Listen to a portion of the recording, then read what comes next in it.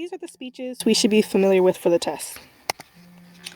Resolution for Prohibition by Richard P. Hobson. He said, "What is the object of this resolution? It is to destroy the agency that debauches the youth of the land and thereby perpetuates its hold on the nation. How does the resolution propose to destroy this agent? In the simplest manner. It does not coerce any drinker. It simply says that barter and sale matters that have been a public function from the semi-civilized days of society shall not continue the debauching of the youth." In his speech, Hobson criticized his opponents for failing to support their positions with scientific facts. He also emphasized that the target of this amendment was not consumers, but those who sold liquor. Still, he made his clear belief that alcohol was an addictive poison that undermined every level of society.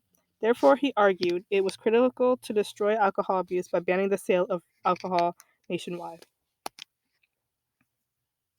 Eugene V. Debs delivered his statement to a federal court in Cleveland, Ohio, on September 18, 1918, after being convicted of violating the Sedition Act, a protective law passed by Congress to promote the war by banning anti-war propaganda and rhetoric. Under this new law, many socialists were unjustly persecuted and stripped of their freedom of speech. As an active socialist, Debs became concerned and attacked American capitalism in an effort to protect First Amendment rights.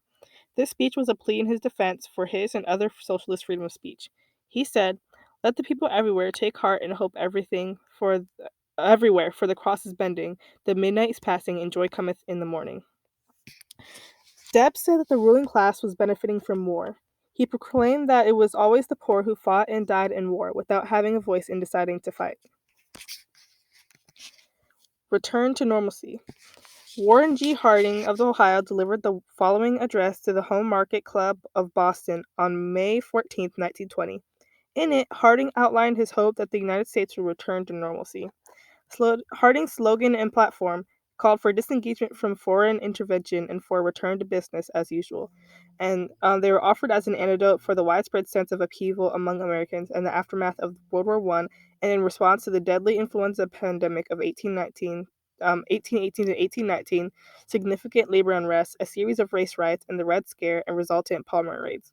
In November, Harding received the highest percentage of the popular vote in a presidential election up to that time. This is Marcus Garvey's speech, explanation of the objects of the Universal Negro Improvement Organization. Inspired by the writings of Booker T. Washington, Jamaican-born Marcus Garvey became the most prominent black nationalist in the United States. He championed the Back to Africa movement, advocated for black-owned businesses. He founded the Black Star Line, a transnational shipping company, and founded the Universal Negro Improvement Association. Thousands of UNIA chapters formed all across the world. In 1921, Garvey recorded a message in a New York studio explaining the objects of the UNIA. By exalting blackness, he underscored African Americans' inherent dignity and encouraged the formation of separate institutions out of pride, not because of discrimination. Garvey emphasized black unity based on shared African heritage. This is the Children's Era speech. Next. Sanger first used a newsletter to spread the word of her findings and views, and was arrested and indicted for sending obscene material via the mail. Her speaking career began after those charges were dismissed, in 1916. By the 1920s, she was traveling to spread the word internationally, and opened clinics to record women's medical histories and distribute information about birth control, the precursor of the International Planned Parenthood Federation she later founded. Her 1925 speech, The Children's Era, addressed the results of overpopulation and a lack of birth control options. Children who were unwelcome, unwanted, unprepared for, unknown, with poor health, hunger, abandonment, and abysmal living conditions. It's a spirited speech. After asking why so little progress had been made in helping children, despite good intentions and philanthropy, she uses an analogy to answer. Before you can cultivate a garden, you must know something about gardening.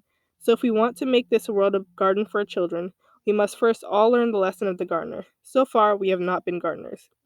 In January 1925, Coolidge delivered this speech entitled The Press Under a Free Government before the American Society of Newspaper Editors. There was nothing unusual about this. Coolidge delivered scores of such addresses before special interest groups. This one was better seasoned than any, but a handful of talks, and marked by several felicitous phrases. In the middle of the speech, the president said, "There does not seem to be cause for alarm in the dual relationship of the press to the public, whereby it is on one side of a purveyor of information and opinion on the other side of a purely business enterprise.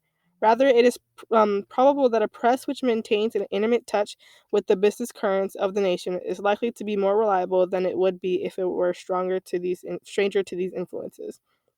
After all, the chief business of the American people is business. They are profoundly concerned with producing, buying, selling, investing, and prospering in the world. I am strongly of the opinion that the great majority of people will always find these are the moving impulses of our lives. What the president appeared to be saying was that the press would do well to pay some attention to the ways in which business is conducted in America, since most Americans deeply care about such matters, which are moving impulses of life. Al Smith presented the "I will not be influenced" in appointment speech when accepting his nomination for president. Religion figured prominently in the 1928 presidential election when Alfred E. Smith, the Democratic governor of New York, became the first Catholic to run as the candidate of a major political party. Smith, who ran against the Republican Secretary of Commerce Herbert Hoover, tried to downplay the subject of his religion. In his speech accepting the presidential nomination, Smith sought to reassure voters that he would not favor Catholics, Wets, supporters of prohibition, or Easterners if elected president. While his words may have reassured some, his obvious New York accent reinforced the worries and prejudices of others. President Herbert Hoover advocated for traditional understandings of American constitutional order rooted in decentralized and limited government that would work cooperatively with private businesses and individuals to advance social and economic progress. As the Republican nominee for president, Hoover argued that the unique promise of American constitutional government and expressed concern that departments from its commitments during the emergency of World War I might serve for some as a template for something more permanent. Hoover embodied the political conservatism of the 1920s. He denounced the regulation of business and championed the individual against bureaucracy. The next speech is the President's News Conference on the National Economic Condition. Popular wisdom has it that following Black Tuesday, October 29, 1929, the nation began its irrevocable descent into the Great Depression.